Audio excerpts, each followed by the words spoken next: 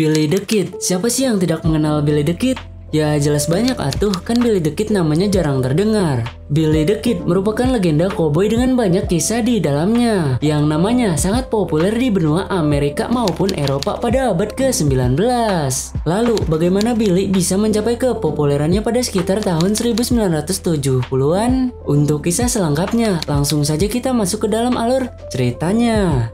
Kisah diawali dengan memperlihatkan seorang pria yang mendatangi toko bar atau toko Amer. Bukan untuk membeli Amer, tapi kedatangan pemuda ini adalah untuk menemui seorang kakek-kakek yang merupakan temannya kakek Sugiono. Siapa dia? Dia adalah Joy, sementara pemuda ini bernama Billy. Billy meminjam senjata si Joy, dan bodohnya Joy malahan meminjamkannya. Yang tanpa disadari, dengan menggunakan kecepatan tangannya itu, Billy mampu menghilangkan 2 peluru utama yang ada di dalam pistolnya itu. Dan itu tanpa disadari oleh si Billy.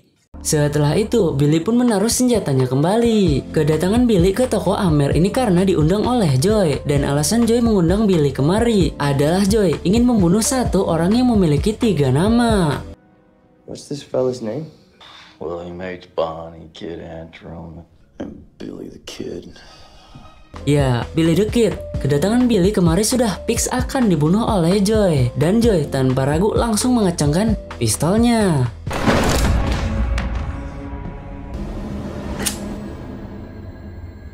Believe me, I really do not want to kill you. You still have a chance, John. Save your life. Billy memberikan satu kesempatan kepada Joy, tapi lagi-lagi Joy malahan memutar tabung pistolnya sebanyak 1 kali, dan inilah yang terjadi.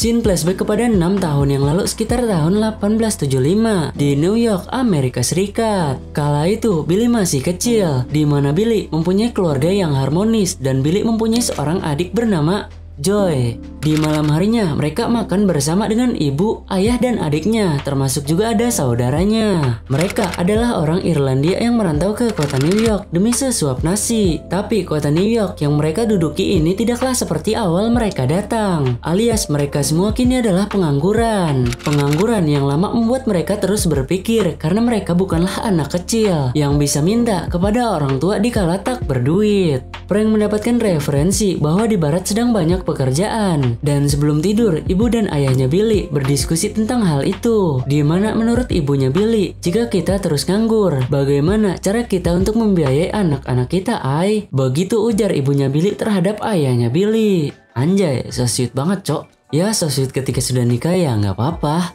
kecuali yang belum nikah, itu yang bahaya sih.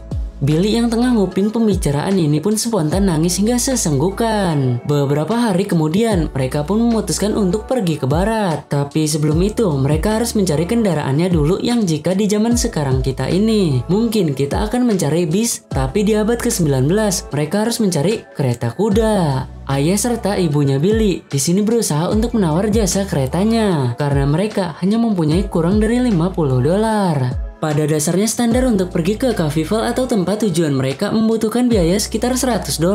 Jadi kesimpulannya, Paddy tidak bisa menggunakan jasa keretanya. Tapi Paddy tidak ingin menyerah begitu saja dalam hal tawar-menawar. Sementara itu, Billy serta adiknya bertemu dengan seorang kakek tua yang merupakan temannya kakek Sugiono. Kakek ini bernama Moss. Kakek Moss menawarkan jasa keretanya kepada Billy di bawah harga yang lainnya, yakni sebesar $75. Mendengar itu, Billy pun sangat senang dan ia langsung melapor kepada orang tuanya. Ma, I found that driver. He only charges $75. Where is he? Over there.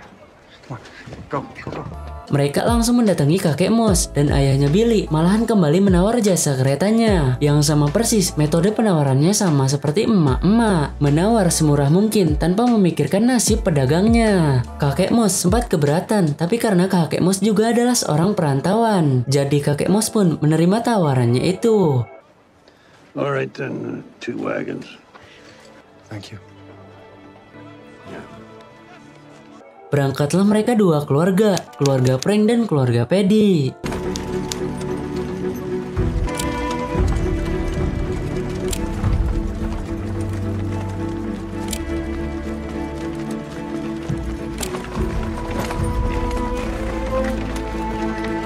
Traveling west is a dangerous business, Billy.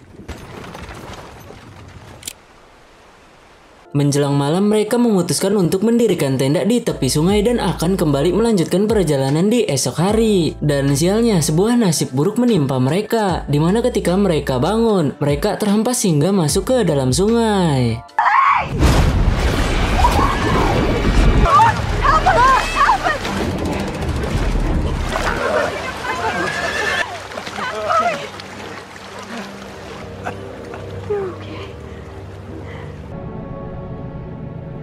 Beruntungnya mereka semua dapat selamat, tapi sayang barang bawaan mereka banyak yang hanyut, yang seketika hal itu membuat mereka harus gigit jari.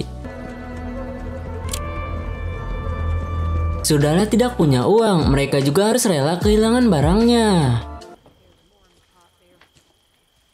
Di malam harinya, ketika mereka sedang beristirahat, mereka dikagetkan dengan kehadiran sang pencuri kuda. Kakek Moss besertakan anak buahnya langsung bergegas untuk menghentikannya. Begitupun dengan Frank yang tidak tinggal diam. Keep your head down, boys.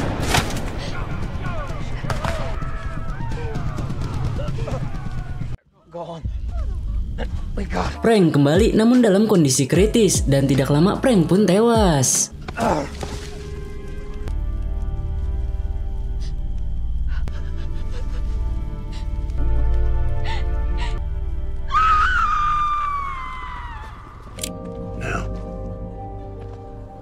Di suatu tempat, kakek Moss mengajari Billy untuk menggunakan senjata untuk bekal Billy di kemudian hari. Dari sinilah awal mula ketertarikan Billy terhadap senjata api. Kemudian mereka kembali melanjutkan perjalanannya, dan setelah lama berkuda, singkat waktu sampailah mereka di Coffeeville. This is it, folks. Coffeeville. It's a shithole.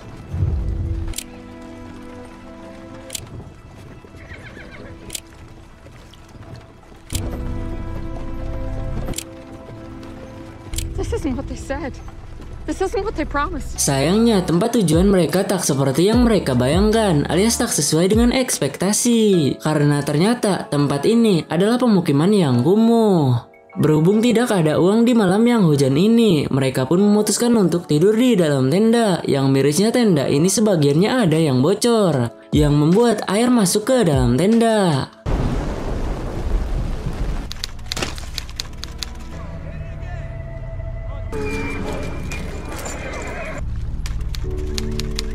Keesokan harinya, Billy dan sang ibu mencoba untuk mencari peluang kerja dengan melihat-lihat yang ada di sekitarnya. Kemudian keduanya mendatangi nenek si penghuni kos. Ibunya Billy demi apapun memohon kepada nenek-nenek itu agar diberikan pekerjaan. Singkat cerita, Kathleen yang merupakan ibunya Billy pun bekerja dengan membawa kedua anaknya, baik itu yang masih kecil ataupun yang sudah beranjak dewasa. Sumpah tersayat hati saya, Cok, lihat anak yang berbakti terhadap orang tuanya. Masalahnya yang seperti ini tuh jarang, walau sekalipun ada ya.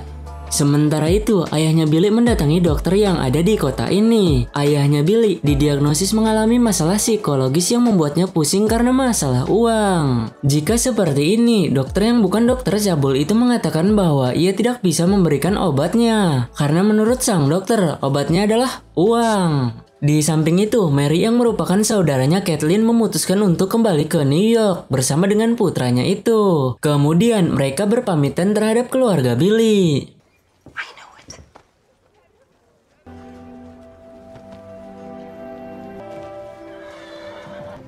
Take care of your mother, Billy. She's a very special woman.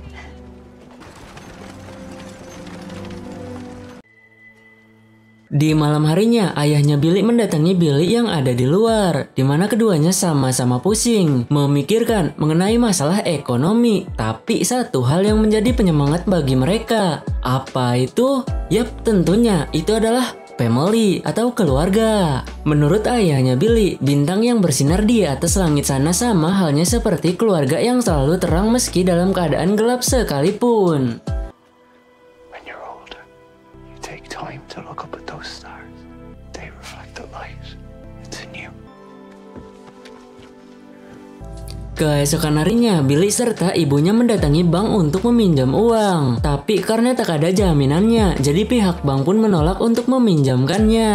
Dengan berat hati, keduanya pun harus menerima fakta pahit itu. Ya elah, Kalau di zaman sekarang mungkin udah pinjol itu.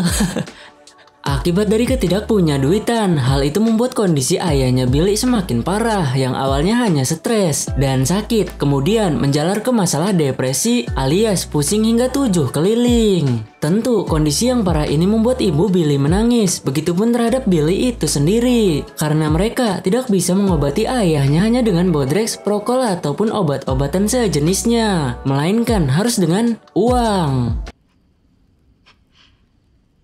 Show compassion to your people in their sorrow. Bye, Pa. Innalillahi wa inna ilaihi roji'un. Keesokan harinya ayahnya Billy meninggal dunia. Dan setelah didoakan, Billy pun mendatangi tempat senjata api. Ketertarikannya terhadap senjata api semakin menjadi-jadi setelah sebelumnya Billy diajarkan oleh kakek Moss. Scene beralih kepada Billy dewasa. Setelah Billy membunuh almarhum Joy, lalu Billy mengeluarkan 2 peluru yang ia ambil melalui kecepatan tangannya tadi. Kemudian Billy berkata kepada seluruh yang ada di bar ini bahwa ia tidaklah bersalah atas kematian Joy karena dirinya hanyalah membela diri. Lalu episode 1 pun bersambung. Bill, kalau di Indo sih udah kena sini. Lawan begal aja dihukum cuy. Padahal kita itu bela diri, udah jelas-jelas. Emang aneh hukum kita ini. Nggak polisinya, nggak hukumnya. Yah, tau lah.